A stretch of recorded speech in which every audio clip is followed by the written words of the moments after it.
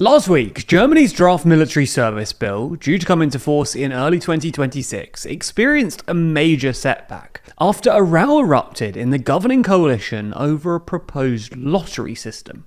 This was a proposal to call up young men for compulsory military service if the voluntary scheme fails to recruit enough people, and was added to the bill just days before it was due to go to Parliament, as a compromise between the two governing coalition parties, the centre-right Christian Democratic Union, or CDU, and the centre-left Social Democratic Party, or SPD. However, the SPD Defence Minister Boris Pistorius reportedly objected to the lottery provision at the last minute, over concerns that it would be seen as unfair, forcing the cancellation of a press conference and taking the bill back to a purely voluntary scheme.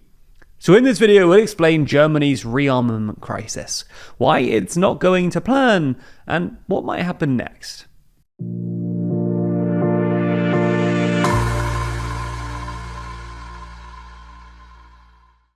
Never miss an episode and always feel in the loop by subscribing and ringing the bell. Let's start by explaining the current state of the German army, the Bundeswehr. In their coalition agreement published in April, Germany's centre-right CDU and centre-left SPD parties pledged to create a new attractive military service, initially based on voluntary participation, aiming to introduce flexible service and career models, as well as increasing the proportion of women and people with immigrant backgrounds in the army.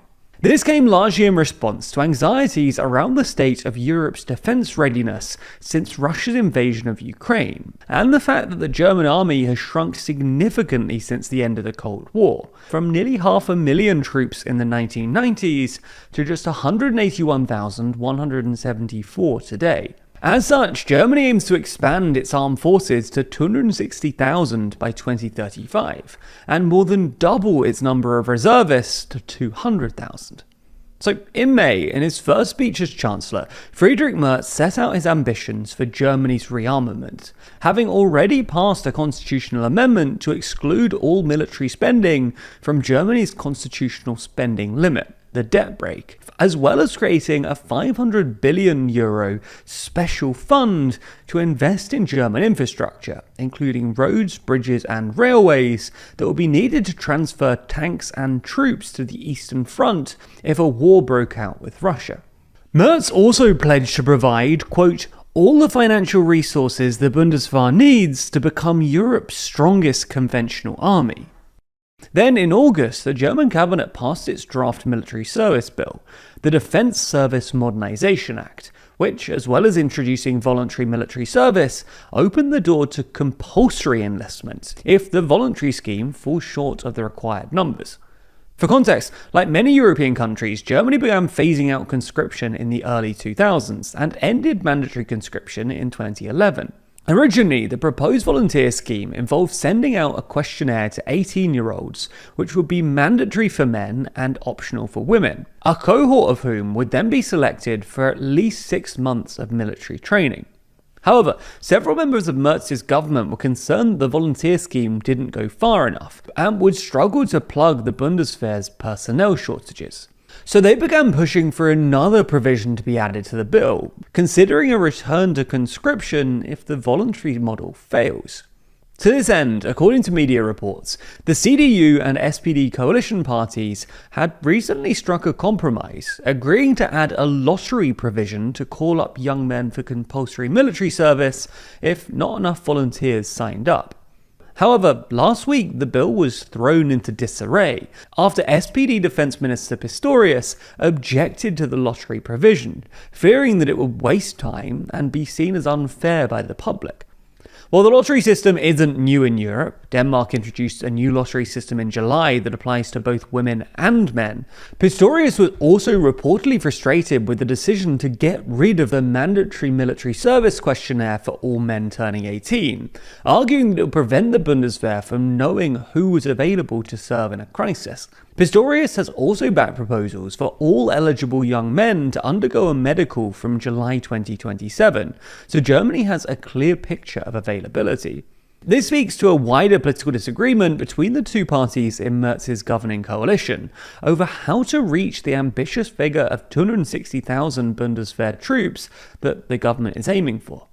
While the centre-left SPD generally favours a purely voluntary model, several senior CDU figures, as well as the SPD's Pistorius, have been pushing for a legal pathway towards compulsory service. But some SPD members were reportedly concerned about whether the random lottery proposal was even constitutional. In its current form, the bill now being debated in Parliament doesn't contain the lottery element, although the CDU reportedly still stands by it. Now, this makes it more likely to pass, although the Greens and left-wing Die Linke parties have criticised the bill's lack of transparency, with Die Linke arguing that it carries the appearance of voluntarism when it is actually paving the way for a return to conscription. But even if the bill passes, perhaps the deeper problem for Germany's rearmament drive is that young Germans just aren't that interested in military service, let alone conscription. An October 2025 Forza study for the Stern newspaper found that while a majority, 54% of Germans support compulsory military service and 41% oppose it, among 18 to 29-year-olds who would be directly targeted by the scheme, this opposition rises to 63%. This partly explains why the average age of a German soldier is now 34 and creeping upwards.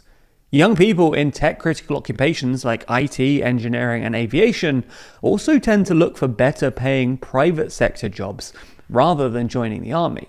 Similarly, the experience of serving in the military often doesn't match with the expectations of younger recruits, leading to a high turnover and a struggle to retain members. In 2023, over 25% of new recruits quit during the initial 6-month trial period, and while 2024 saw a record number of applications, up 18% from the previous year, nearly 3,000 soldiers still left the force, a steep jump from the 200 who left in 2021. This is why in the past few years the government has introduced a number of reforms aimed at making it easier for volunteers to become professional fixed-term soldiers, increasing pension benefits, including for reservists, and increasing pay for military service, plus free accommodation, rail travel, and medical care. Ultimately, there's also a looming question around whether this is even a good strategy for Germany at all. Some experts have suggested that Germany might be better off contributing to a European continental army than trying to rebuild a large national force on its own. In fact, according to a recent survey by Le Grand Continent, 69% of Germans support a European army over national defense. And while a European army would face significant political, legal, and operational hurdles, it could arguably be cheaper in terms of procurement, more integrated, and more efficient than separate national military build-ups.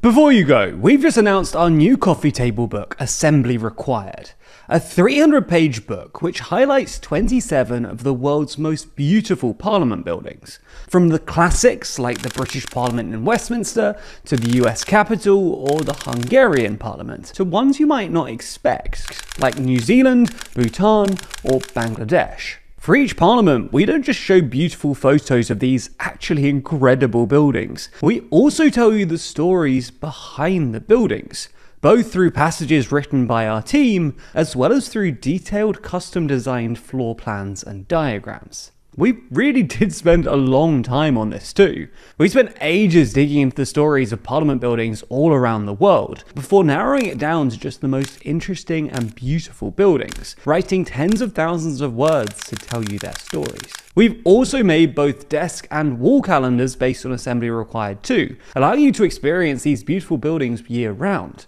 Both are also double-sided, providing tons of bonus images for you to enjoy. If you're interested, you can click the link in the description to find out more. Plus, there's a whole load of bundles available if you want a good deal. Plus, if you do want a copy, then you can get 15% off anything Assembly Required by using the code ASSEMBLY.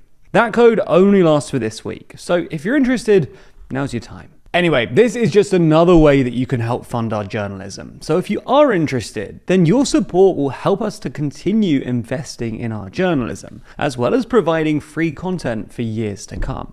So as always, thank you very much.